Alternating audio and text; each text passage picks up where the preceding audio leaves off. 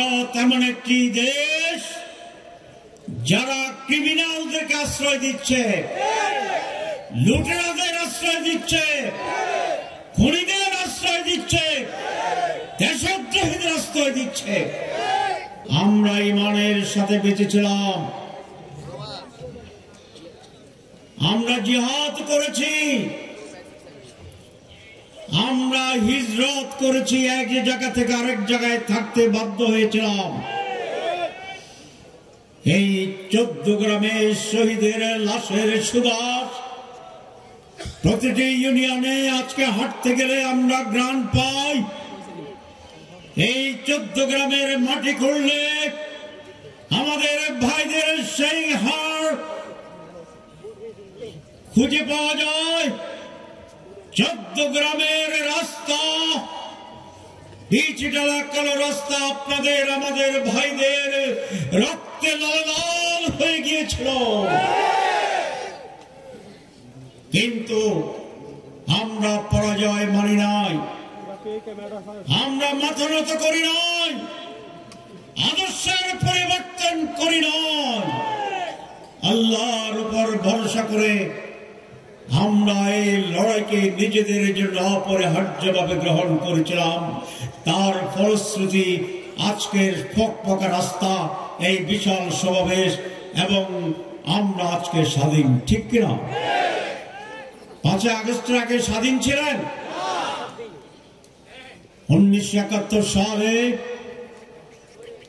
এদেশের মানুষ যেভাবে স্বাধীনতা অর্জন করেছিল, সেইটিকে ব্রাহ্মণ্যবাদী ভারতীয় আগ্রাসনের কাছে মাথা নত করে কিছু মানুষ এই জাতিকে আবার পরাধীন করেছিল।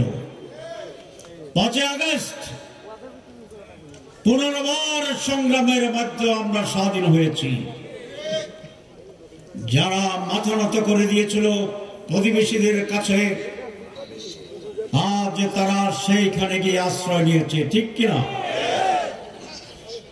ওই দলের প্রধান কোথায়? কোথায়? ভারত। দ্বিতীয় ব্যক্তি কোথায়?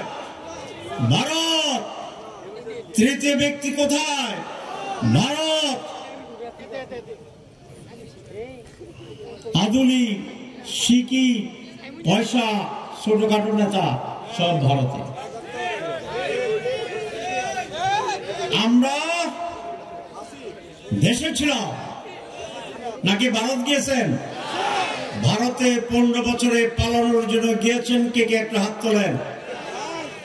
ভারত আমাদের দেশ নয়, আমার দেশ বাংলাদেশ।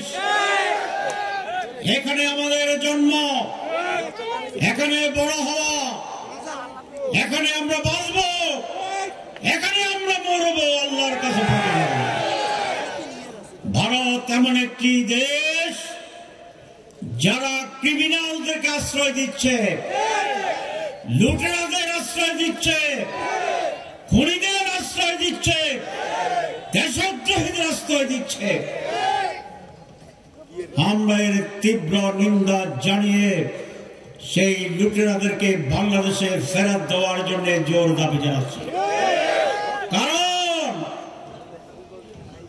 যারা নিজের ভাইকে হত্যা করেছে, আমাদের সম্পদ লুণ্ঠন করেছে, ভোটের অধিকার কেড়ে নিয়েছিল, রাস্তায় হাঁটার অধিকার কেড়ে নিয়েছিল, ব্যবসা করার অধিকার কেড়ে নিয়েছিল, এদেশের মানুষ তাদের বিচার চায়। সেই বিচারের জন্য আজ তাদেরকে বাংলাদেশে আমরা ফেরত চাই।